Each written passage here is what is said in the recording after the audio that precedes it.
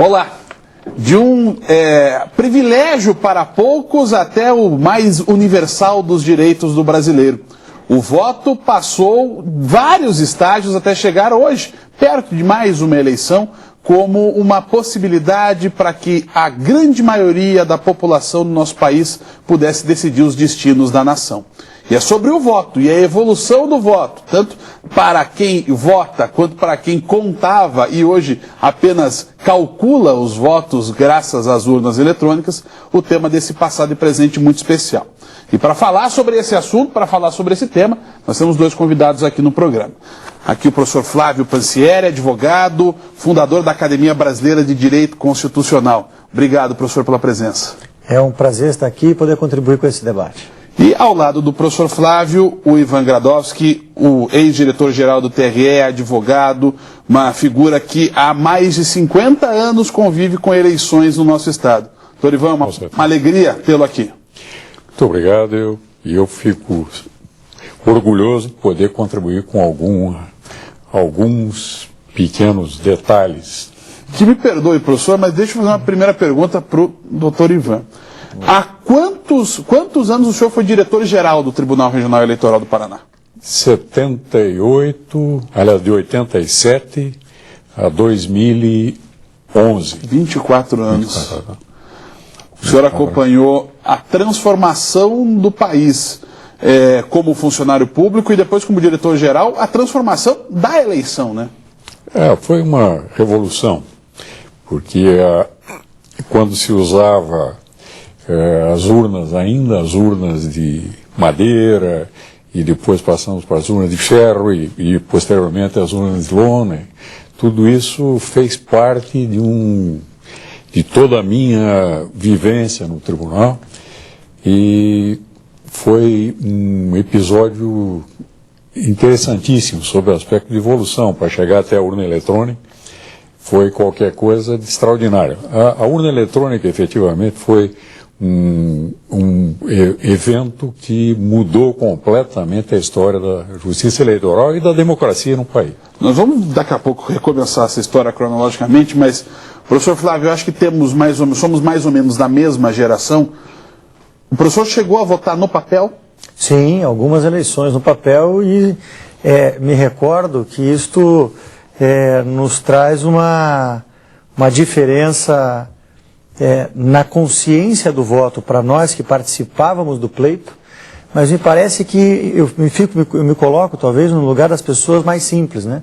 A diferença isso para a sociedade em si foi uma modificação abissal, que trouxe importantes avanços, mas me parece também que ainda hoje traz alguns questionamentos importantes sobre este modelo de eleições que temos em nosso país. A gente vai falar também sobre isso, é claro, é um tema tão amplo, a gente está nesse processo que é tão bacana, um processo eleitoral, talvez algumas coisas fiquem pelo caminho, mas a gente tem essa hora para conversar sobre as eleições. Eu fiz uma breve abertura falando sobre essa transformação.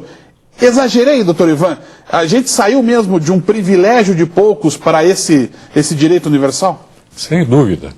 A primeira eleição que se tem notícia no Brasil é de 1532, 23 de janeiro de 32, e nela só votavam os portugueses, porque efetivamente naquela época não havia ainda cidadãos brasileiros ou nascidos no Brasil com idade para poder votar. Porque a idade mínima era 21 anos, nessa eleição para a Assembleia Municipal de São Vicente em São Paulo. Isso. E então esses poucos que votaram ou eram possuidores de um poder econômico bastante grande para a época, equivalente, por exemplo, a 40 sacas de mandioca, eram considerados ricos.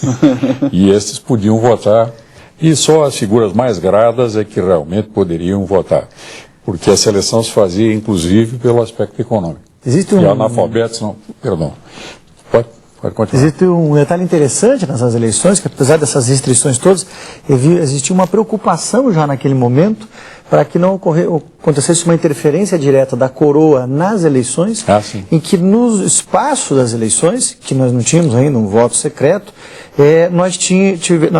fosse impossibilitado que a coroa estivesse presente. É verdade. Para que aqueles que aqui estivessem pudessem definir o futuro daquela assembleia que se estabelecia em São Vicente naquele momento.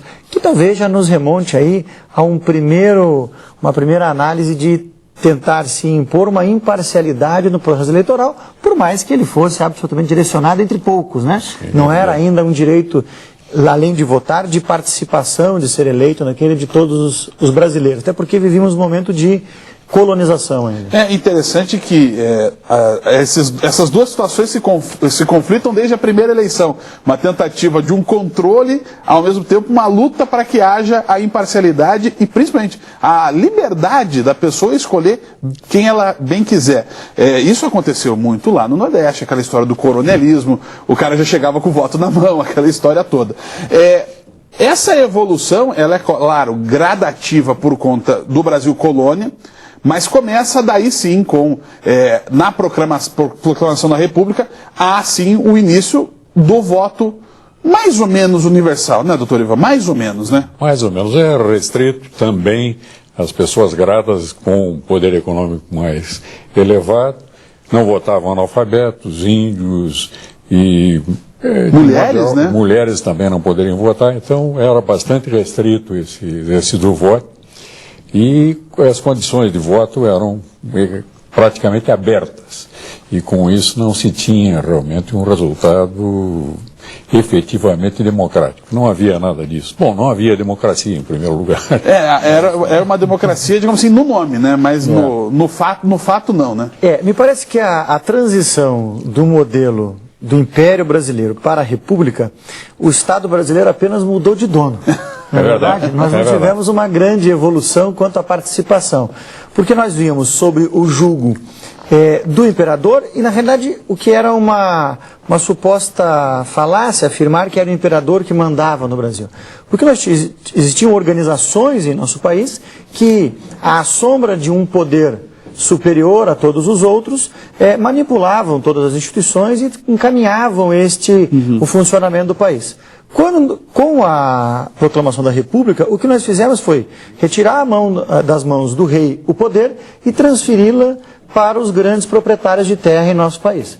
Essa foi a grande modificação da estrutura em 1988. Foi a tentativa do afastamento definitivo da igreja e da religião, ou melhor, da igreja e do Estado, e, como de forma muito intensa, da ideia de transferir à racionalidade humana o fundamento do direito, né? Ou seja, enquanto lá o direito era fundado na figura do rei, que era representante de Deus na terra, a partir da reprodução da República, passava-se então a se fundar na vontade dos homens pela escolha de um representante.